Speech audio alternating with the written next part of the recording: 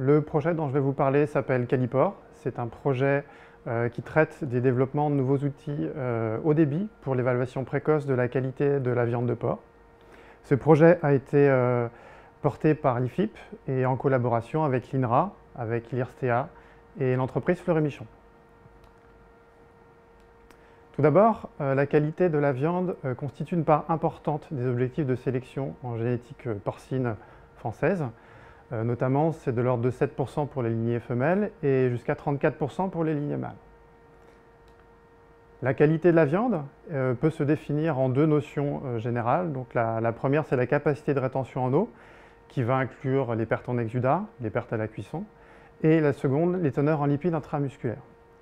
Ces deux paramètres sont difficiles à mesurer en routine, puisque leur protocole de mesure prend du temps et est assez complexe. C'est pour ça que les organismes de sélection génétique porcine sont à la recherche de méthodes rapides de prédiction.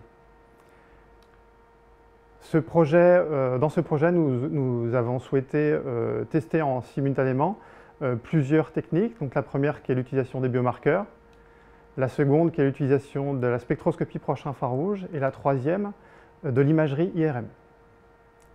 Tout d'abord, l'utilisation des biomarqueurs consiste en l'analyse du niveau des expressions de certains gènes qui peuvent être liés à la qualité de viande. L'INRA a utilisé cette technologie pour développer des modèles de prédiction pour prédire la qualité de viande en trois classes: exudative, correcte ou extra.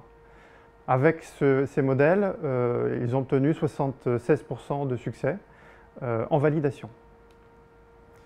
Concernant la spectroscopie proche infrarouge, l'IFIP a travaillé sur le développement de modèles pour la prédiction de défauts de tranchage sur le rôti cuit et a obtenu des résultats de l'ordre de 63% de viande bien classée avec cette méthodologie, en validation toujours.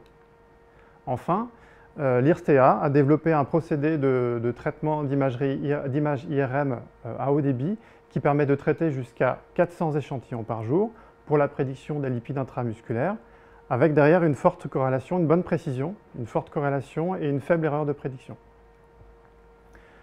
Pour conclure, je pourrais vous dire que ces technologies de phénotypage haut débit sont en cours d'appropriation par la filière porcine, puisque la spectroscopie proche infrarouge est actuellement utilisée dans un gros abattoir pour la prédiction de la qualité de la viande du jambon, et que l'imagerie IRM est utilisée par deux organismes de sélection porcine pour la prédiction de la teneur en lipides intramusculaires.